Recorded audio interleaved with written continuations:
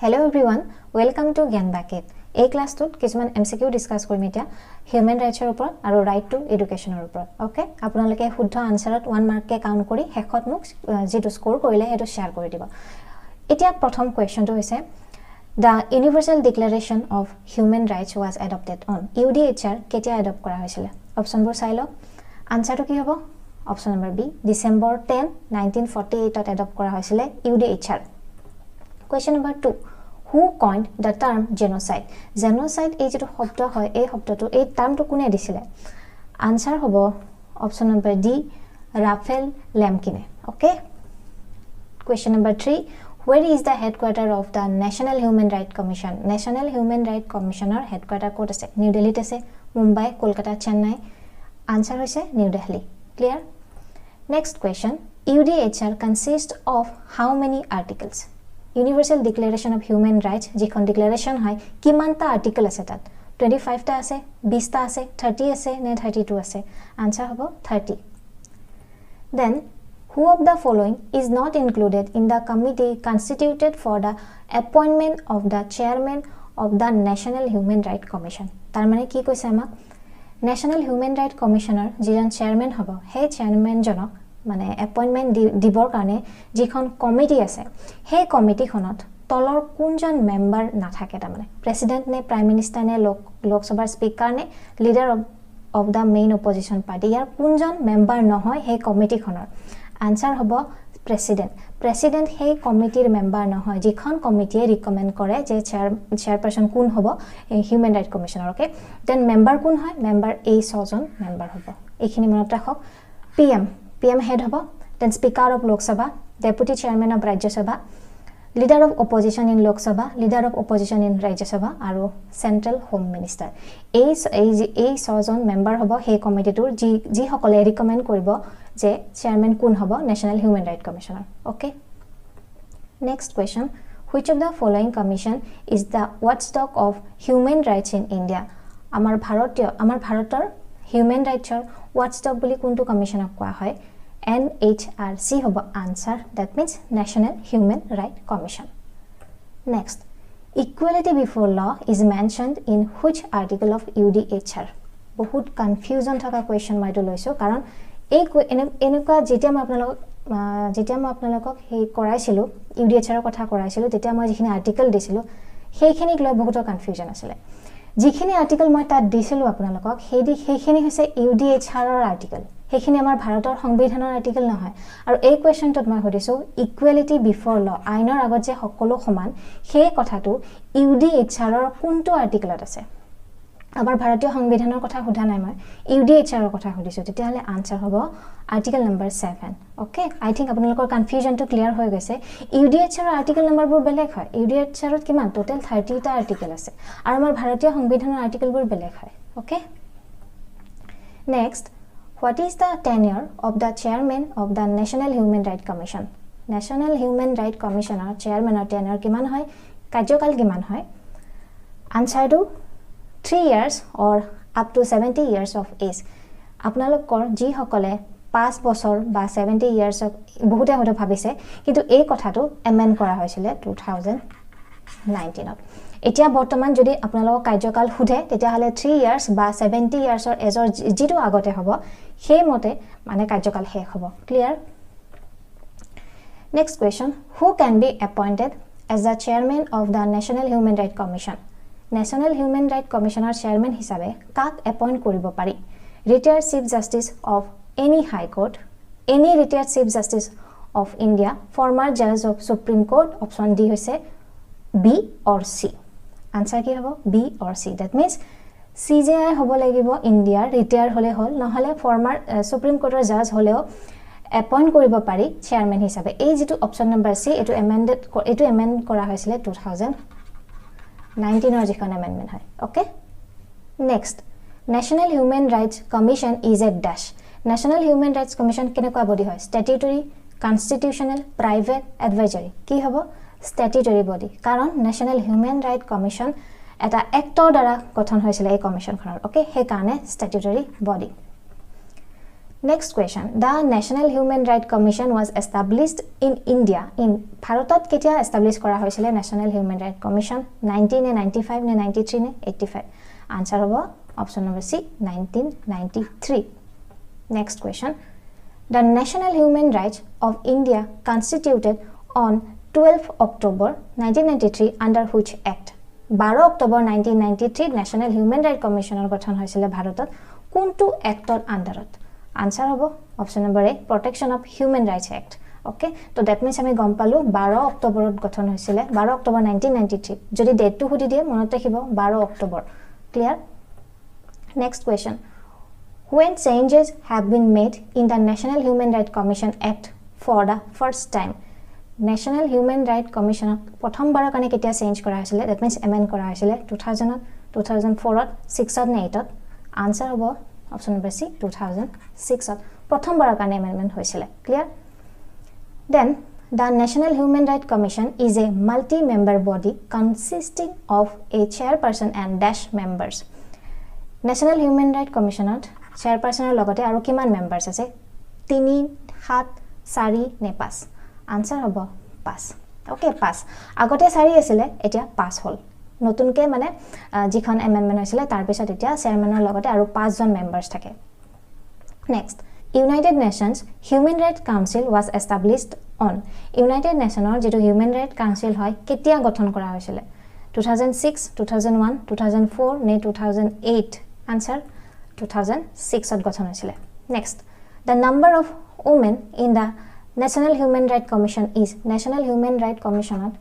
womenৰ সংখ্যা কিমান 0 at least 1 at least 2 আৰু অপচন নম্বৰ ডি 1 আনসাৰ হ'ব at least 1 okay at least 1 তাতকে বেছিও থাকিব পাৰে but at least 1 থাকিব লাগিব next where is the headquarter of United Nations Human Rights Council UN or Human Rights Council or headquarter answer hobo option number C that is Geneva next the chairman and members of National Human Rights Commission are appointed by the National Human Rights Commissioner chairman আৰু বাকি যিখিনি members আছে তাক কোনে appoint কৰে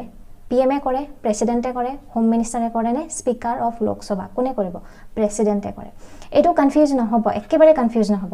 appoint কৰিব প্ৰেসিডেন্টে okay কিন্তু যিখন কমিটি আছে যিজন মই অকমান আগতে কলো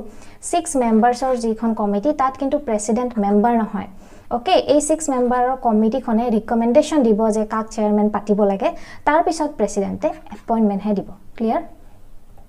next World Human Rights Day is celebrated on Human Rights Day ketia celebrate kora hoy 10th December Human Rights Day marked the 70th anniversary of the UDHR in Universal Declaration of Human Rights 70th anniversary ketia hoisile Human Rights Day to tetia pata hoisile ketia hoisile 19th 20th 17th ne 18th answer hobo 18 next the theme of Human Rights Day 2020 is 2020 Human Rights Day theme to ki asile answer to hobo option number C recover better stand up for human rights that means COVID-19 or karone ei theme to lua hoisile okay then a state human rights commission can inquire into violation of human rights only in respect of subjects mentioned in the state or jikhini human rights commission ase teoloke kunkhini inquiry koribo paribo union লিষ্টত থকাখিনি পাৰিব state লিষ্টত থকাখিনি পাৰিব নে কনকাৰেন্ট লিষ্টত থকাখিনি পাৰিব তো এই দুইটা ওকে ষ্টেট লিষ্ট বা কনকাৰেন্ট লিষ্টত যিখিনি সাবজেক্ট মেনশন আছে তাত মানে ষ্টেটৰ হিউম্যান ৰাইট কমিশনে ইন্টাৰফেয়াৰ কৰিব পাৰিব তো আনসাৰ হ'ব আমাৰ option number D 2 and 3 that means এই দুটা okay then the chairperson of state human right commission should be a ষ্টেটৰ হিউম্যান ৰাইট কমিশনৰ চেয়াৰপাৰসন জন কোন হ'ব former chief justice of high court hobo ne former judge of high court hobo judge of supreme court hobo option D A or B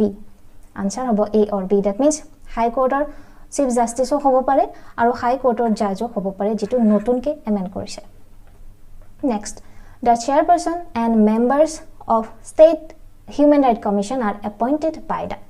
state or human right commissioner chairperson aru members of kune appoint kore president e kore PMA কৰে গভৰ্ণৰে কৰে নে CMA কৰে answer হ'ব গভৰ্ণৰে okay গভৰ্ণৰে appoint কৰে Next question. The chairperson and members of State Human Rights Commission can be removed by the. Agor question to ki asile appointed by the. Ebar removed by the. Agor bare governor appoint korile. Remove kone koribo president e koribo. Clear? Monot rakhibo etu. Governor appoint kore, president e remove kore. Next.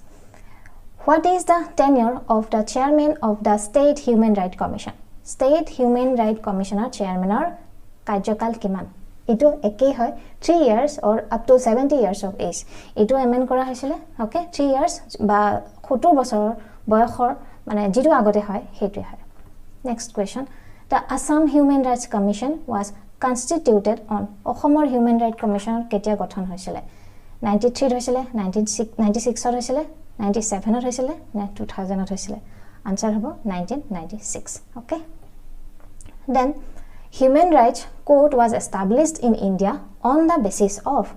Human Rights Court kunkhon actor under mane gothon kora hoisile India answer to option number A Protection of Human Rights Act jikhon actor under Human Rights Commissioner gothon hoisile he actor under te Human Rights Court oro gothon hoisile then full form of RTE Act is RTE Act or full form ki answer to hobo যেটো right of children to free and compulsory education act এখনে হইছে RTE act clear then according to the RTE act children of which age group will be provided free and compulsory education RTE অ্যাক্টৰ মতে কোনটো as গ্ৰুপৰ ল'ৰা ছোৱালী free আৰু compulsory education দিয়া হয় অপশন নম্বৰ সি 6 বছৰৰ পৰা 14 years or ভিতৰৰ যিখিনি ল'ৰা ছোৱালী হেখিনি ফ্ৰী কম্পালসৰি এডুকেশন দিয়া হয় RTE act came into force on right to education যিখন অ্যাক্ট হয় কেতিয়া মানে ফোর্স কেতিয়া এফেক্টেড হৈছিল কেতিয়া পৰা কাম কৰা আৰম্ভ কৰিছিল 2010 ৰ 1st এপ্ৰিলৰ পৰা okay then the RTE Act has been extended to whole of India except RTE Act খন গোটে আমাৰ ভাৰতৰ গোটে সকলো অঞ্চলতে মানে কাৰ্যকৰী হৈছিল সকলো অঞ্চলতে এপ্লিকেবল হৈছিল কোড হোৱা নাছিল জেএনকে জম্মু কাশ্মীৰত হোৱা নাছিল then RTE 2009 Act is based on which article of Constitution of India এই যিখন রাইট টু এডুকেশন Act 2019 যিখন আনিছিল কাম কৰা আৰম্ভ কৰিছিল 2010 আমাৰ ভাৰতীয় সংবিধানৰ কোনটো আৰ্টিকেল বেস কৰি পেলাই এই এক্ট খন আনা হৈছিল 43 45 75 নে 35 আনসার আছে 45 আর্টিকেল নাম্বার 45 ত কি আছে যিখিনি ফ্রি এন্ড কম্পালসরি এডুকেশন হয় সেই কথাখিনি প্রভিজন টু দিয়া আছে চিলড্ৰেনৰ কাৰণে ওকে আৰু সেইটো কোনে কৰিব লাগিব স্টেট বৰে কৰিব লাগিব বাট যেহেতু এটো মানে যেহেতু এটো মানে জাস্টিসেবল নহয় সেই কাৰণে যেটো আমাৰ 21 এৰ ভিতৰত আহি যায় এই 21 এৰ ভিতৰত RTE এক্ট আনা হৈছিল যেটো ফান্ডামেন্টাল ৰাইট হয় okay then how many sections RTE 2009 Act has right to education at kimanta section asile answer about 38 okay then right to education is mentioned on which article of Indian Constitution bharatiya সংবিধানৰ কোনটো আৰ্টিকেলত right to মকলৈ আপোনালোকক 21A 21A উল্লেখ আছে right to educationৰ কথা okay আৰু এই যেটো সংশোধন কৰা হৈছিল হেতু আছিল 86th amendment okay 2002 কৰা হৈছিল 86 constitutional amendment act যিখন আছিল okay তাৰ পিছতে এটো এড কৰা হৈছিল 21A আৰু হেতু right to education clear আপোনালোকক মই pdf এটা দি দিম তাত যিখিনি এই যিখিনি সেকশন আছে এই 38 টা সেকশন আছে তাত গোটেইখিনি দি থোৱা আছে আপোনালোকে এবাৰ হেখিনি চাই লব মানে ধৰক মডেল স্কুল বিলাক কেনেকুৱা মানে প্ৰাইমাৰী স্কুল হলে স্কুলৰ পৰা কিমান দূৰত মানে ঘৰৰ পৰা কিমান দূৰত স্কুলখন থাকিব লাগিব আপাৰ প্ৰাইমাৰী হলে কিমান দূৰত থাকিব লাগিব তেনেকুৱা ধৰণৰ কথাবোৰ গোটেইখিনি ইয়াত দি থোৱা আছে আপোনালোকে সেই pdf টো এবাৰ চাই লব যেটো RTE মানে ৰাইট টু এডুকেশনৰ pdf হয় মানে সেকশন বিলাকৰ pdf হয় ওকে মই হেতু আপোনালোকক টেলিগ্ৰামত দি দিম হেতু আপোনালোকে তাৰ পৰা লৈ লব ওকে আৰু আজিৰ স্কোৰটো শেয়াৰ কৰিব নাপাহৰিব 35 ৰ ভিতৰত কিমান স্কোৰ কৰিলে অলৰাইট তো আশা কৰো ভিডিওটো ভাল পাইছে যদি ভাল পাইছে লাইক কৰি দিব আৰু কোৱেশ্চন আনি আছো মই অতি সোনকালে তো নেক্সট ক্লাছত কন্টিনিউ কৰিম থ্যাংক ইউ ভেৰি মাচ